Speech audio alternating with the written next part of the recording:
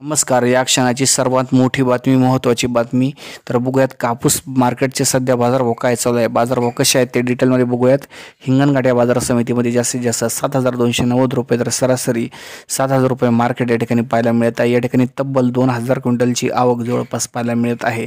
व्हिडिओला बघता लाईक करा. यानंतर जर बघितलं तर अकोला बोरगाव मध्ये जास्तीत जास्त 7,471 रुपये मार्केट पाहायला मिळत आहे. म्हणजे जवळपास 7,500च्या दरम्यान जे मार्केट या ठिकाणी आपल्याला जे नक्कीच पाहायला मिळत आहे. राज्यामध्ये जर बघितलं तर जे कापसाचे मार्केट कमीत कमी 8,000च्या पुढे पाहिले. आता नवीन सरकार स्थापन होण्याची लक्षणं आहे. बाजारभाव वाढले तर जे एक खऱ्या अर्थाने दिलासा शेतकऱ्यांना मिळेल. अकोलामध्ये बघा जास्तीत जास्त 7,500 रुपये मार्केट आहे.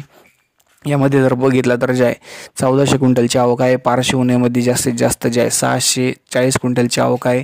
कमीत कमी 6,800, सरासरी 6,900 तर जास्तीत जास्त 7,050 रुपये मार्केट या ठिकाणी आहे. धन्यवाद व्हिडिओ बघितल्याबद्दल.